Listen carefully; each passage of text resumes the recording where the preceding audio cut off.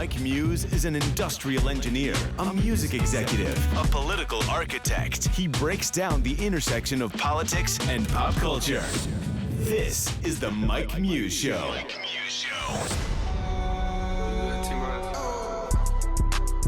Me at the London. If you find time, we can run one. Talk about some things we can undo.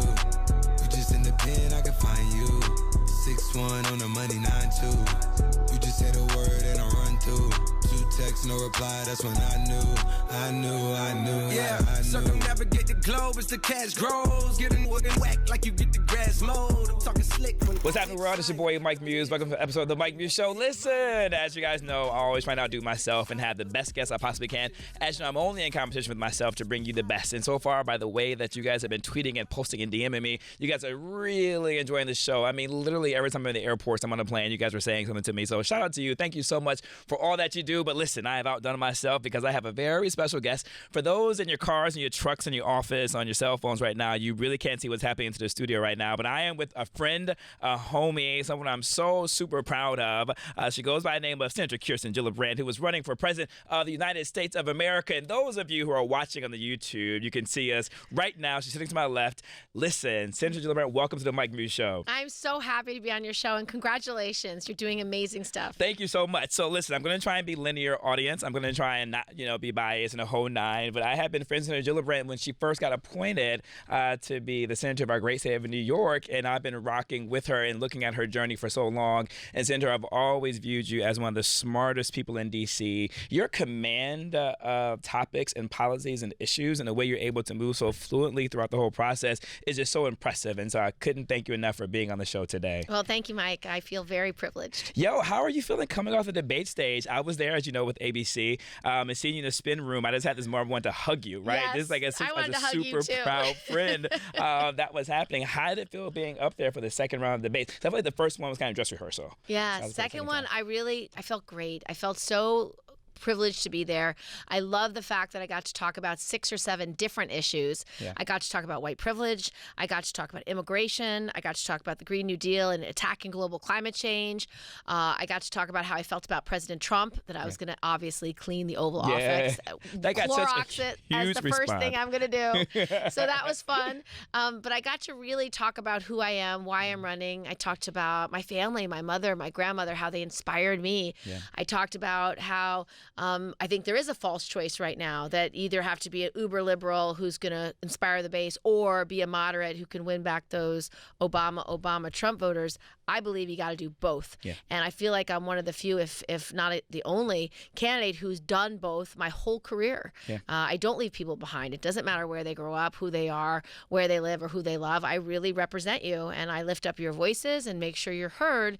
And that's why I get a lot done in Washington, too. Before we get on to the policy issues of it that really came out of the debate and some of the other issues I want to talk to you about, give us just the personal narrative of debate. We know there's a lot of preparation that goes into it, but even as an audience member, like, we kind of tighten up, right? Yeah. As the debate begins. For someone actually participating in it, like, how are your nerves? Like, are you guys nervous before you walk out there? Once you hit the stage, like, when do you settle? First debate, I was nervous. Second debate, no. I was ready. I really knew that I would have a chance. I didn't have to jump in because they said you don't have to jump in. We promised to call on you. Just raise your hand, which was great.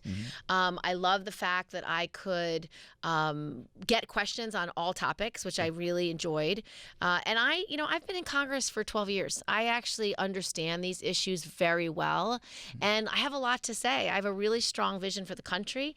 I know what the challenges are in rural America, in inner city America, in small towns.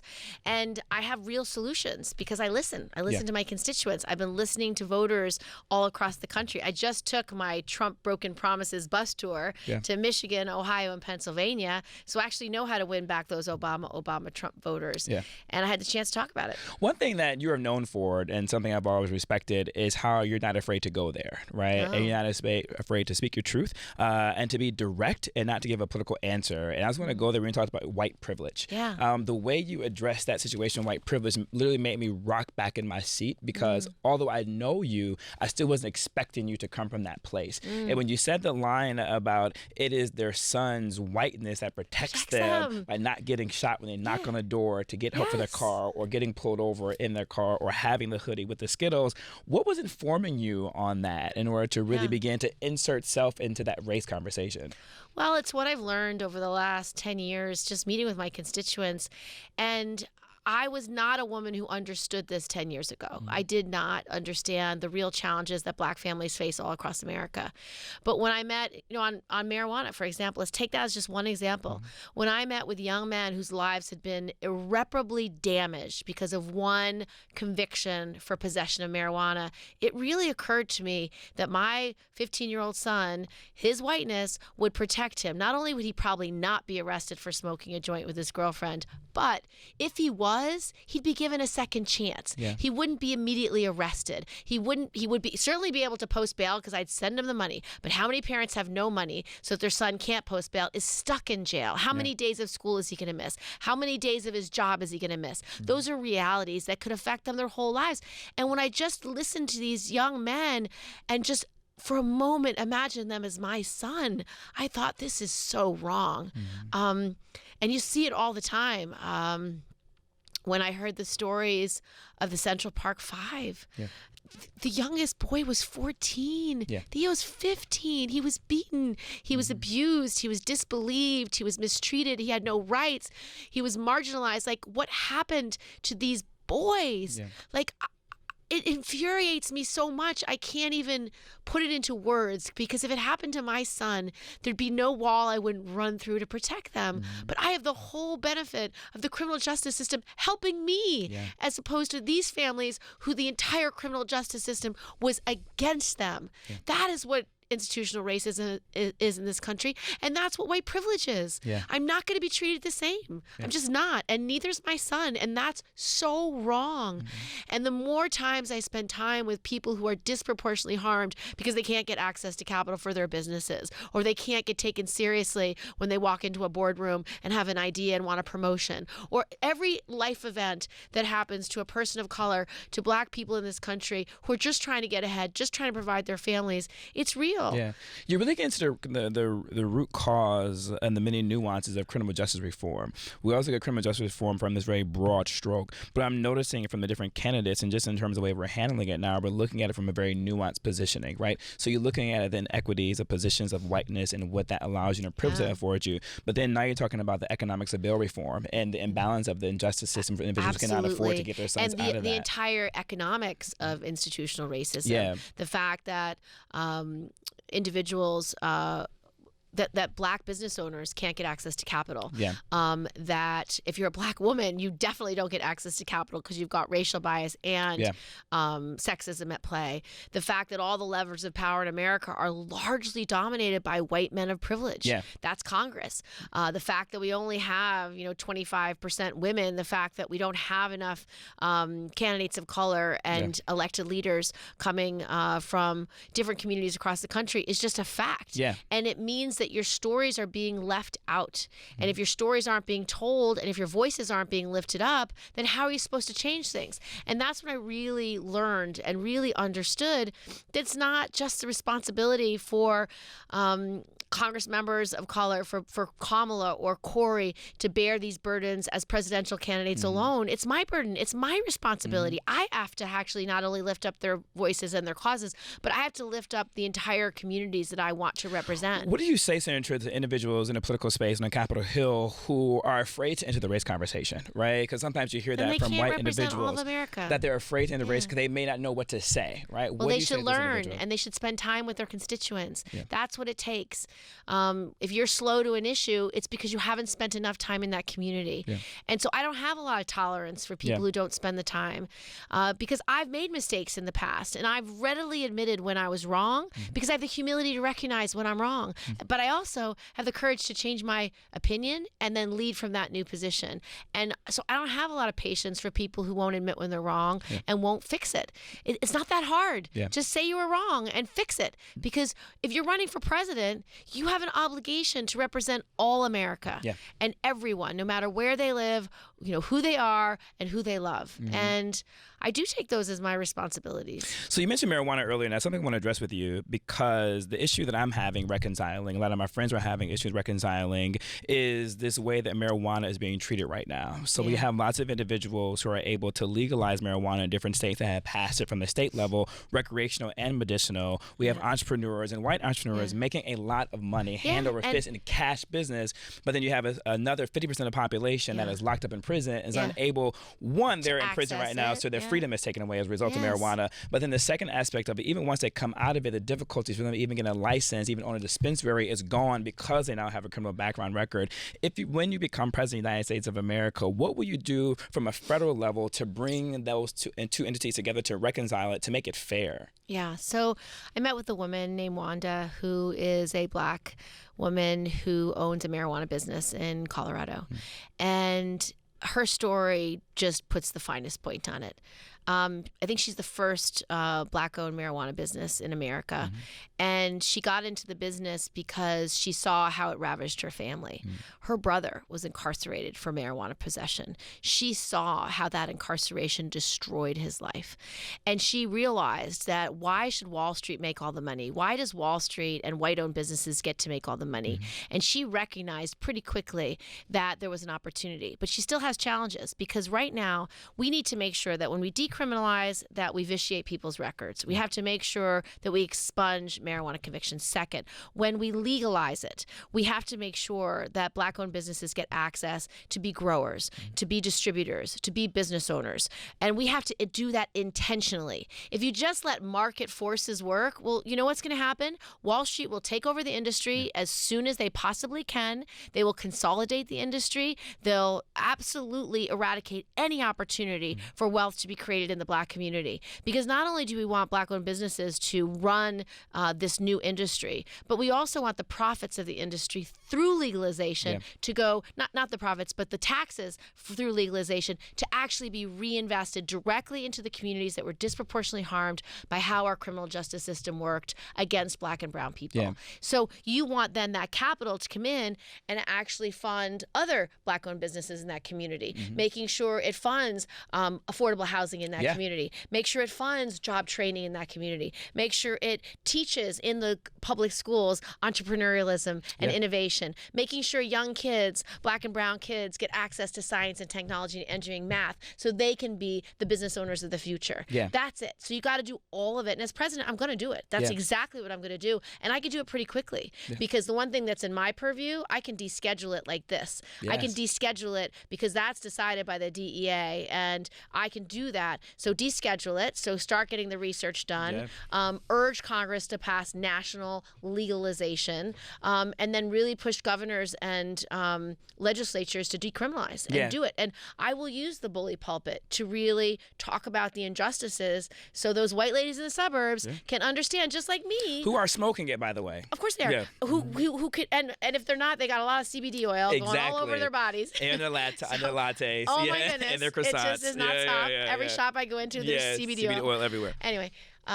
Sidetrack. Sorry. But I can tell those white ladies why they should care about how their son's treated versus the son of a Black woman. And they need to know, and they need to care, because that's what makes our country stronger. I want to go a little bit further too as well, because you mentioned something about growers, and something that doesn't get addressed about, that I believe needs to be brought to the surface more, in regards to farmers and Black farmers of color who are trying to grow in particular areas where it's legal for medicinal purposes, and the inequities of them ability to do that. You serving on the Senate Agriculture Committee, is this something that's coming up? Is this something you see coming into the docket? Is it something you see as president that you would like to reconcile to make sure things are equitable in terms of growing and farming, and particularly when it comes to medicinal? So there's a lot we need to do to fix farming, because unfortunately a lot of the money in ag goes to the industrial producers, to the multinational companies that are running ag in this country, and to the commodities. It's not going to the organic farmers, to the small farmers, to the small dairies, to the small fruits and vegetables producers, or to the marijuana producers. And so you want to make sure that as president, you can come up with a new way of treating agriculture. So we're actually investing in the smaller farmers. Black-owned Black-owned marijuana farms are going to most likely be smaller businesses, not multinational industrial crops. And so we want to make sure they can grow, they can get access to capital, they can get the kind of support that they need, because you need to begin to look at farming. And this is a much broader issue, but it's really a national security area. Yeah.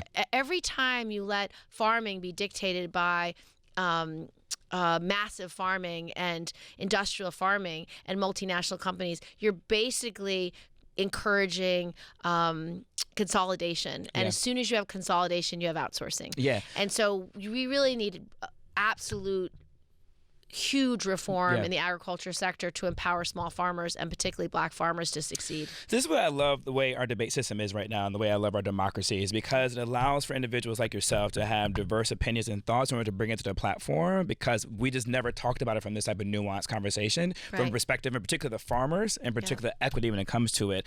I can talk to you all day, but I can't let you leave without hearing your thoughts on the unfortunate, most violent weekend that we're coming across in El Paso, Texas, and in Dayton, Ohio. I just want to know, do you think that we will ever see gun reform during our time period or anytime soon, at least up to the point until you become president of the United States of America? So we should talk about what's actually happening. Right now in this country, we have people fueled by racism and hate using weapons of war to hunt other humans. That's literally what's happening. It's what happened over the weekend. It's disgraceful. It's horrific.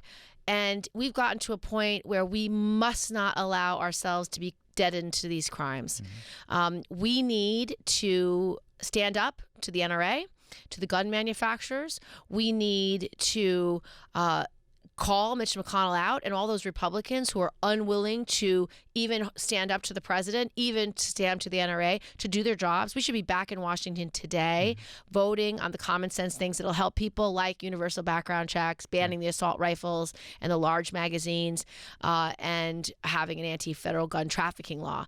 And I can't tell you, it's the most depressing thing about Washington is how the greed and corruption of the NRA and the gun manufacturers, and the fact that they have a chokehold on so many members of Congress that they continually force Congress to do nothing. It's disgusting, and I don't think there's enough tears to be cried, given all the death that we've seen. This gun death has to be changed. And the BS of President Trump saying it's the computer games, saying that we need to do immigration with it, saying that it's a mental health issue. Listen, we have online gaming in every country of the world. We have mental health crises in every country of the world. The difference between America is we have such readily accessible weapons of war that are not available in other countries. That's the difference. And you can't distract or deflect. It's just lying to the American public. That's the problem. So about readily available, this is my last question. I know you have to go and campaign to make sure you're able to qualify for the next debate the third time,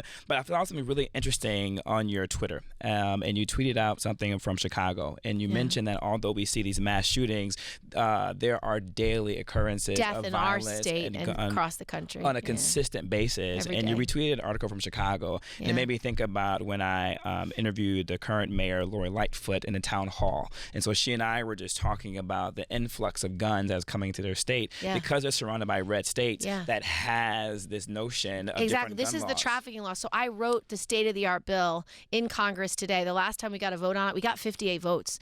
And basically what it does is a city like Chicago and a city like New York City, guns are trafficked in from other states that have really pathetic gun laws. And they're literally sold out of the back of a truck right into the hands of a gang member or a criminal. So there's not even a chance for a background check. There's not even a chance to keep that weapon out of that person because there's bad gun dealers. You know, they just exist, and they just sell those weapons so that gangs can get them. Yeah. Anyway, that is the most common sense bill that should pass. If Mitch would call the vote, we'd pass that bill, no doubt, because you're just keeping guns out of the hands of criminals. There's no excuse by any member of Congress or by the NRA or any other gun manufacturer not to deny a criminal a weapon. This is why it's important to have voices like you in this race. So how can individuals make sure that a voice like yours is still in this race, and how can individuals make sure that you are at the third debate stage, Senator Gillibrand? So what do we need to do? It's What do so they need easy. to do? Just go to KirstenGillibrand.com. It's my website, and give $1. That's all you have to give, and that counts as a supporter. I need 130,000 supporters, so I have thousands more to go, and I need them by the end of August. So please don't delay, and please ask all your friends and family and loved ones to also give $1 so that my voice can be heard and that your voice can be heard. I promise I will lift up your voice. I will raise these issues, and I will never, ever, ever give up. Yeah, Senator Gillibrand, thank you so much. You have to come back to the Mike Muse Show after the third debate, because I know you're going to qualify. I know you're going to get there. I'll go on your show as soon as I walk off the stage. Immediately. ABC, you heard that. She's coming exclusive right here. You heard it first. Ladies and gentlemen, stay right there. We'll be right back. This is the Mike Muse Show. Hot water, hot shower. Hot Atlanta smoking green cauliflower. Tangerine, yeah, I call it sweet and sour. And my lawyer say it's urgent, I'ma call him in hours.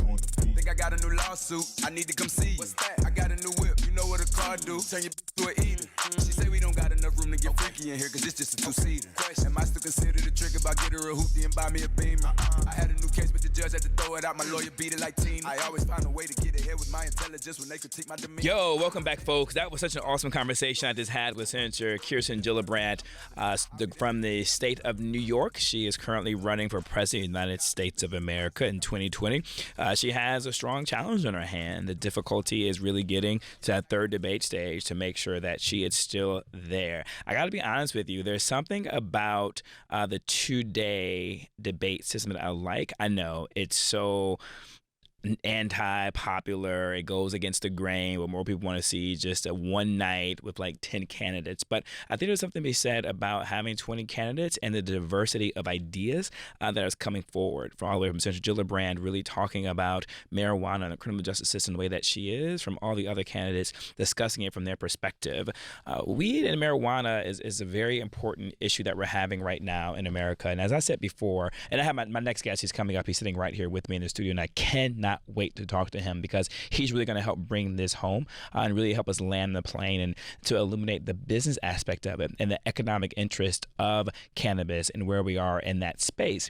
But I think it's important because of the fact that there's so many individuals who are literally locked up in our prison systems because of marijuana, while you have individuals in Colorado and California literally swimming in the dough from the legalization of it. I mean, literally, it is a cash business, and they're able to do amazing things and do amazing work and really provide and create generational wealth for their families as a result of legalization of marijuana, while those individuals will be generationally harmed because of the fact they've been locked up in prison for the undue justice of marijuana. And living in New York City, I got to tell you, man, like CBD oil is all the rage. You go to every funky, trendy cafe and bakery shop, and everything is CBD infused muffins and CBD infused apple pies and cookies and shakes and lattes. It has become a thing, and every time I walk by there, I kind of cringe just knowing how many people have been locked up unfairly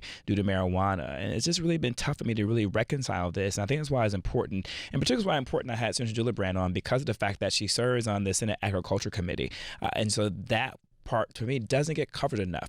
It doesn't get covered enough from the farmer's perspective, and how black farmers and farmers of color, but really black farmers, have been not able to participate in the legalized medicinal growth of cannabis in these states. And so it just shows the inequities, not only of our criminal justice systems, but the inequities of economics when it comes to cannabis and who not can participate in it. And I think that's why it was important for me to really bring this conversation to the forefront. As you know, I think I'm becoming almost the weed man here at Sirius XM, because because this possibly, Blair, has to be our 4th episode we've done around cannabis.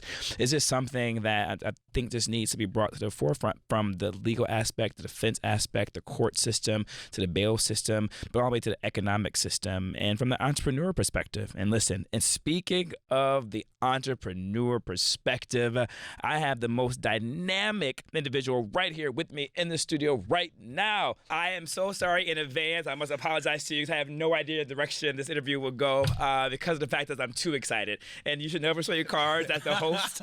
As a moderator, I should never be this excited to speak to my following guests. So please bear with me, audience, as I try and settle down for this. This has been like at least 2 years in the making. For the viewing audience, you can literally see the gentleman sitting to my left. His name is Jason White. He is super fantastic, super cool.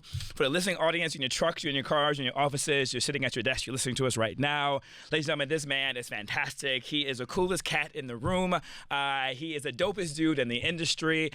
He is the most influential person you may or may not know unless you're in the certain type of industries. But trust me, your favorites knows who this guy is. Your favorites looks up to this guy. And he's responsible for any favorites campaign that you probably maybe seen that you thought was super cool. Maybe those Beats by Dre headphones that you rocked, he may or may have something to do with that. But he's in a whole different industry now. Jason White is now serving as a chief marketing officer for the hot new industry, which is cannabis. And I know you're like, Mike, you're like the weed guy officially, because I can't stop having conversations about cannabis. But I think it's the coolest industry that we're in right now for all the reasons. And Jason's here right now to really talk to us today about Select, which is the brand that he is representing, and all the products that they're carrying. Really just do a deep dive into cannabis. So listen, enough of me, and literally just more of Jason. What is happening, Jason? That was the greatest introduction I've ever had, bar none, hands down. So. And I could have went further, right? But I'm like, okay, I have to show like some restraint and not be completely biased. Like he's a god. But what's interesting about this, Jason, is that this interview, like as I said before, has been the making. Audience, literally what happened was earlier this year, I hit him up to do a conversation around like brands and brands responsibility and culture, and how brands are thinking about CSR in a unique different space. And he was like, Mike, that's great. We'd love to talk about it. Love to talk about the work I'm doing at Beats. But actually, I just left 2 weeks ago. And I was like, what? And he was like, yeah. And he's like, now I'm actually in the cannabis space. I was like, yo, I got to get you on the show. We tried to make it work during Grammy Week, which is the worst time to connect, and like literally the worst time to connect with anybody for any reason. And then randomly, his team hit us up here at Sirius, like, hey, do you think this would be good for the Mike Muse show? And he didn't know they were hitting me up, and they didn't know that we knew each other. And then here we are, Magic Man. Welcome to the Mike Muse show, Jason. So excited to have you. Thank you. It's a pleasure to be here. Pleasure to see you. And, it's crazy. One of the main reasons why I ended up in the cannabis space was because of what can be done in social justice and what needs to be done in social justice and CSR. So as you were fishing for me, I was fishing for the answer. Listen, we hope we can come up with something really interesting today with some solutions. And I'm going to give his bio really quickly just to kind of give some structure to the conversation, have an understanding, his point of view, and the reason why he has been selected and really tapped to be the chief marketing officer while doing all the dope creative things at Beats by Dre. Prior to that, Jason was a managing director over at Wieden Kennedy in Shanghai, really focusing on the Nike account. And before that, he was at BBDO. So basically, enough of that. He's responsible for the content campaign, all those cool things. So enough of all the reading and the bios and the whole kind of thing. Jason, what was the most attractive thing that really brought you to the cannabis industry? It was the white space of it all. Yeah. It was an opportunity to literally, I call it the first 21st century industry. You know, it has, while it has a past that is not on the books and not on the records, it is, as a real professional industry, it's a white space. And it's such an incredible plant. It's such an incredible opportunity, and the world is starting to embrace it. Yeah. And to have that opportunity to work for a brand that's already so innovative, that's already kind of known for pushing the industry and the category forward, it was like, okay, so I get to go be a part of this innovative brand, dope leadership team, and a chance to really build on top of what's been there to put a real brand out in the world, a brand out in culture, as I think I've been fortunate enough to dabble in over the last 15 years. Jason, what is it about you then, your constitution, right? Because you think about the trajectory, like Nike, for all intents and purposes, has become very normalized, if you will, but it has been very disruptive when it comes to sports and brands and endorsements and partnerships, right? And then you look at like Beats by Dre, you're with Beats by Dre before they even got to Apple, right? And so you already saw the cusp of that. But Dr. Dre in of himself is a disruptor through NWA, which our audience knows NWA is a muse of my work, the muse of the intersection, because of how they dug into the authenticity, wasn't afraid to be who they are and step their toes into justice and criminal justice reform in their own way. Right. And then here we are, you are now in cannabis, which is really disrupting altogether. So Why? What is it about your constitution that you enjoy disruption? You know, I've sort of had to ask myself that question lately and kind of figure out, especially I was leaving Apple, because Apple is an incredibly safe place. Yeah. And, you know, I would even add to that if I could. I went to China in 2006. I moved to China. And that was like, I mean, you would stand at a red light and people would come up and touch your hair. I mean, it was a different China. That's very true, yeah. Because they hadn't seen many black men in China, right? Yeah. And I loved it. I spent 3.5 years there as well when China was becoming what this next version of China is going to be. You know, for me, I like building. I like building with the inspiration that comes along with that, the challenge that comes along with that, the credit that comes along with that, quite honestly. Like, to be able to say, you know what, I want to do this. I want it to be my call, my decision. I want to stand by it. I want to win or lose on that. Yeah. And that's really, I think, what's exciting to me. And then, in addition, it's like, I was 12 years old when I saw Michael Jordan commercials. Yeah. And they never left me, you know. And then what Nike did then changed the trajectory of my life. Yeah. You know, I wanted to go play tennis in the middle of Manhattan like Agassi and Cerberus did. Course, I wanted to say I'm not a role model. I wanted to do things that brand was doing. Yeah. Well, talk to me about, since your 12-year-old self, since you went there, because here's my qualm with culture, and here's my qualm with chief marketing officers. Here's my qualm with individuals who think they're doing culture, is that they have no authenticity to the culture, right? They have no real experience within culture. So for you, how did you create this culture of cool? Because every brand you have, they've always defined what cool is, right? And you've had a way of creating campaigns that have defined coolness. And you've been awarded for defining the coolness at Lyon's festival for the Cannes, thank you. Cannes Advertising Festival, for the Compton campaign. So you have this hold on culture. What was it about you growing up, man? Were you the cool kid? Were you the jock? Were you the homecoming king? No, honestly, tell me more about you, man. Honestly, I think it's two things. Yeah. I was popular. Yeah. I knew kind of. It's okay to talk your stuff here, but we don't buy into humility, Jason. Talk your ish, bro. There's an interesting twist to it. He was the cool kid. Bro. I was the cool kid, but you know, I went to a very white high school. I grew up in a very mixed middle school. Like, I grew up in all different types of environments where, for me, it was actually more about learning how to fit in. Yeah. And learning how to fit in taught me to understand and to listen and to read people and to understand what people want and understand, you know, how to communicate. And I think with me, once I got into my professional world, it was less about whether I thought something was cool. It was more about being able to listen and know what around you, what was cool. Yeah. When I got to Beats, I didn't bring anything to Beats that wasn't already at Beats. We had Jimmy Iovine, we have dope people in the music industry, in the music department. Like, everyone was already sort of on something. And my job was just to go, okay, that sounds great. Yeah. Give me some of that, give me some of that. Let's elevate this. Let's put more money behind that. Yeah. Because it was really about learning how to listen to those around you and those that were really dialed in, really deep in it. Yeah. And I think a lot of leaders don't have or they have too much of an ego to do that. Well, I'm going to go there and talk about the leadership.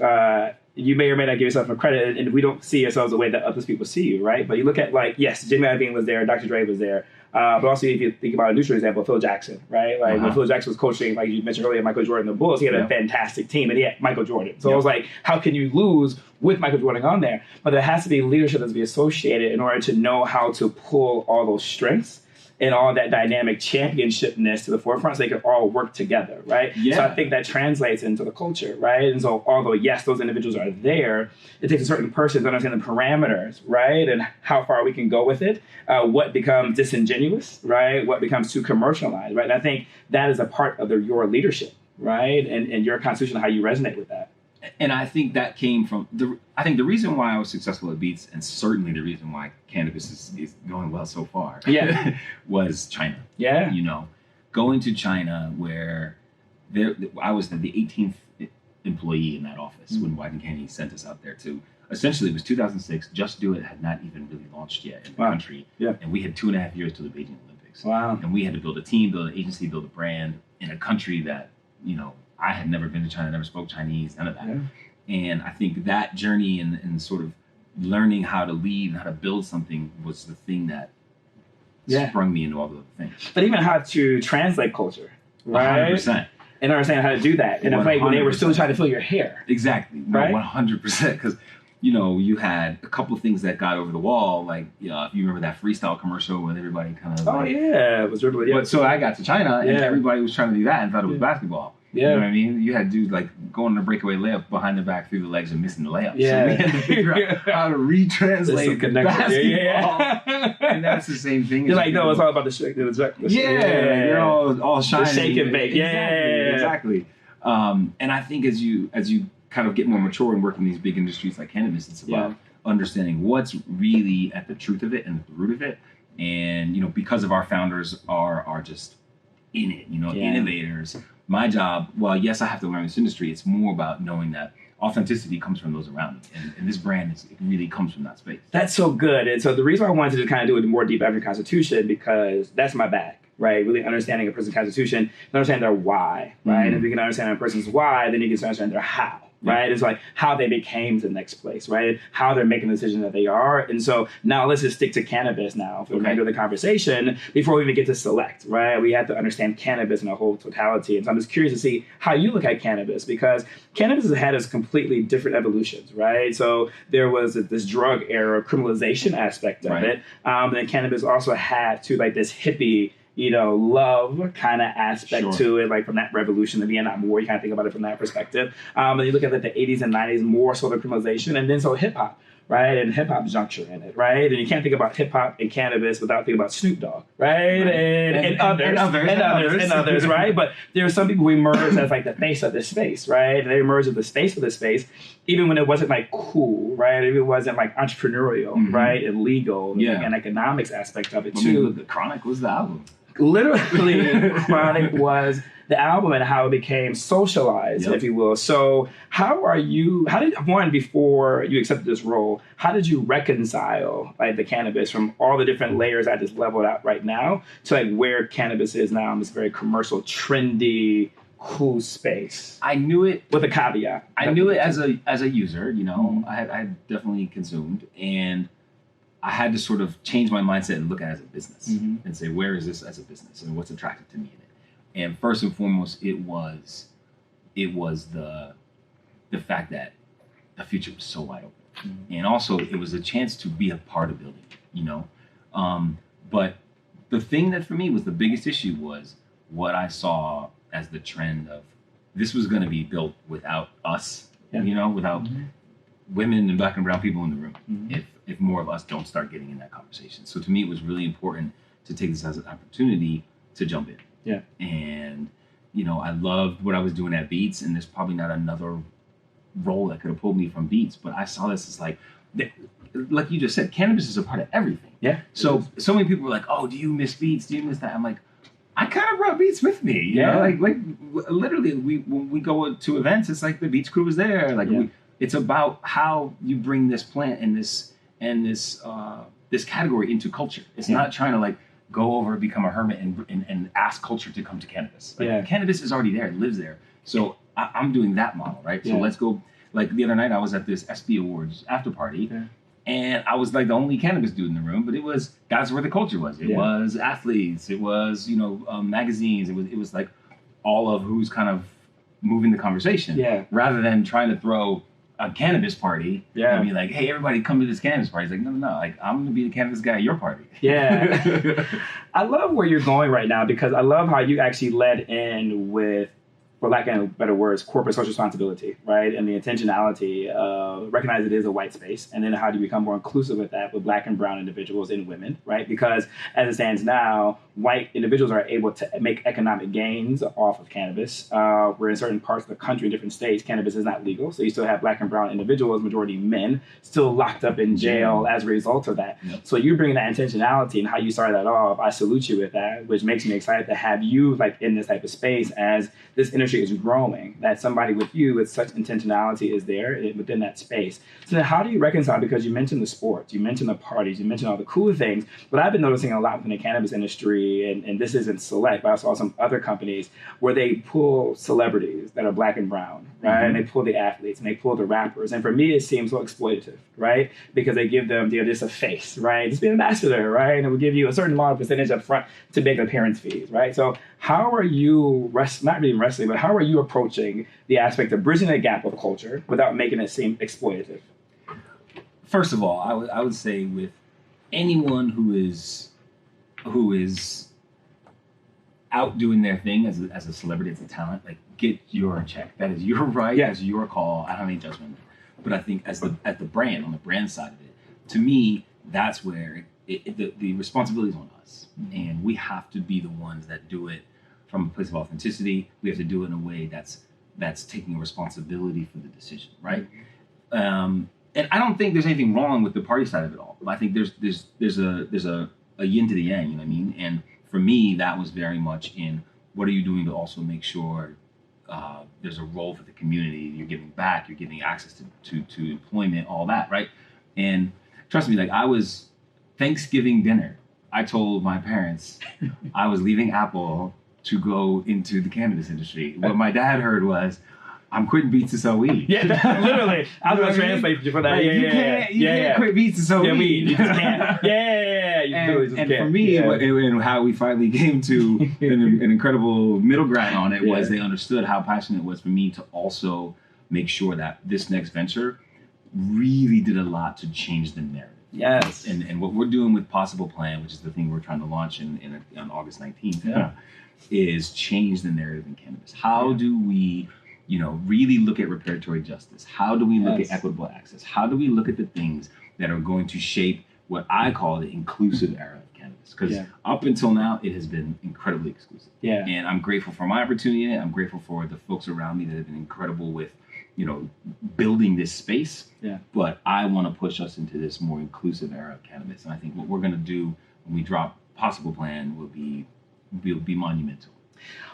Listening audience, you couldn't see me clap my hands and rock back and smile. Viewing audience, you did. Just to hearing that, man, makes me so happy to hear. My audience knows I've done a series of these type of conversations where I've dug in more so on the criminal justice aspect of it, right? In terms of how they reconcile the criminal justice versus the economic and entrepreneurial ventures. But then even look at the entrepreneurial ventures, the injustices with it in terms of how individuals can participate if they have a previous criminal record, right? Yes. And then looking at the economic barriers of entry that it takes to have your own distillery, right? In terms of cost. And the state of New York dispensaries, the state of New York has specifically created very high bar economically for individuals to get licenses and get approval for all a myriad of different reasons that we have, right? But so to have you talk about that and to talk about the sort of justice that needs to take place, man, from a corporate perspective, man, cheers to you and cheers to Select. Thank you. What I love, I'm looking over at Bree, our PR director, because right now I'm inviting you to dinner tonight because we have 17 of the most influential folks in this space getting together tonight. No way. To talk about how we're going to move this project forward. I could come. How we're launching on 8/19, so we are now 18. Yeah. And you are coming. Plans changed immediately. Yeah. Sorry, everyone, I'm going to cancel. I'm going to send you an excuse like, yo, something came up. So sorry, work last minute. Jason, I'll be honored to, man. Thank you so much for that. Please. What I love about Select is the look of it. Right, in the packaging. When I went to the website is like beautiful. It's clean, it's simple, and actually, cannabis can be very confusing, right? Yes. We look at like the CBD, look at the hemp, all the way to the TCH, and there's so many different things to really understand about the layers of it. And I love how you guys have that graph or a bar that is there, that shows the level and percentages of like from the CBD oil to the TCH and levels of that THC of it. Thank you for keeping it simple. Hey, and you know what I'm excited about. What we're about to do next, we've done basically for the last 4 months, we've been redesigning our hardware, redesigning our packaging, redesigning our message, everything down to an even simpler way to understand cannabis. So much of it is about, indica, hybrid, sativa, and all that. But what we're trying to do is just speak to the mood, speak to the range that plant can provide for you. And then, we've got this new hardware here that just beautifully lays it out from a pure color scheme, simple wording, and really, we all want to feel a certain way, just pick the way you want to feel and go. You want to feel good about it. Yeah. If you go by, Jason, if you can hold up the gold contraption. You skipped the basic job. I don't do basic plastic colors and all that kind of thing. Yeah. Listen, I'm like for the gold about watch, right? It's a lifestyle. Now we go straight to the diamonds. Please hold this up so our viewing audience can take a look at this beautiful gold. Talk to me a little bit, Jason, about what this is, because for me, as I look at this kind of goes to what you mentioned earlier about like changing the narrative of what cannabis is and what it looks like, right? And really creating this lifestyle aspect. Exactly. Of it. So this stood out to me. So as you go to the lifestyle piece of it, so right now you have so much of it is just really simple black and white and silver kind of product. Yeah. And what we tried to decide to do was how do we make sure this is a chance, just like every other category, where you can have the bling, you can have the fun, you can self-express. So we have a product that normally you would just have this as an option, keep it kind of discreet. But if you wanna step it up, we have that option. Yeah. And then this is product that's coming out and special edition. We inscribe on it. This one is the diamond one. This one's gonna be yours. Oh, that's amazing, bro. This is too exciting, right? This is when the interview goes off the rails, right? This is unfortunately as I hold my collar right now. Yeah. This is filled with CBD. Absolutely, because we're law-abiding citizens. Absolutely, amen. I'll be in California soon. Where everything is allowed. I'll let you know where you can purchase one. Yes, amazing. That's gonna be awesome, man. No, but it is about also self-expression. It is about we don't have to make this something that can't be fun, can't be talked about, and it can't be an accessory to how you live your life. No, literally, because a lot of times right now the products in the cannabis industry, sometimes it just looks so seedy, right? They make you feel like you're doing something bad. Yeah, it's dirty. It's dirty. Nah, we're yo, wear this with your red joint, wear this with your blue joint, your purple joint. Come on, accessorize and do you. Do you, boo, right? But I love how you guys, I went to the Instagram side, I love how you guys have different moves aspect of that, right? And that's really what's coming next. How are you thinking through your products, right? Because there's some areas of it that's very medicinal. Mm-hmm. There's sometimes some people just want to relax a little bit, and there's some people want to turn up and feel really special, right? As you guys are approaching different product offerings, how much are you guys thinking about the human experience? Well, I think what you said is really key. You say there's some people who do this, some people who do that, and this is such a wide category. You've got folks who this is literally for pain relief. It's for anxiety relief. It's for things that they feel works for them. Yeah. All the way down to people who are just trying to have a good time, trying to just chill. So we think about all of those consumers. I think when you think about which consumers are the fastest growing, it's definitely kind of women 30 plus and then boomers. You know? And then when you think about not just THC with CBD, this is there's a whole range that we're still learning, and we're still working with people like both scientists, product engineers. Our CEO, Cameron Forney, shout out, he is just legendary in pushing the cartridge technology forward. Yeah. And he's done a great job of thinking about how do you constantly make the consumer experience better. Yeah. That's why we say select better. It's about how do we constantly, pursue progress and make something better for them. Well, listen, and speaking of medicinal, speaking of progress, we don't have to do too much of a deep dive. I don't need to do too much of a deep dive into the trade secrets aspect of it, but you guys are growing, and you guys are growing extremely fast. And you guys are in different states as well. And the cannabis industry is going to be growing pretty fast too as well. It's going to be popping up in other states, and there's different levels that states have versus what's legal of recreation versus what's legal just based on medicinal. You've got 11 rec, 33 medicinal, and 66% of the United States supports federal legalization. Which I'm all for. But how does that make the job that you have just more complicated, right? In terms of how you're marketing, trying to navigate through all those different mazes. 100%. Yeah.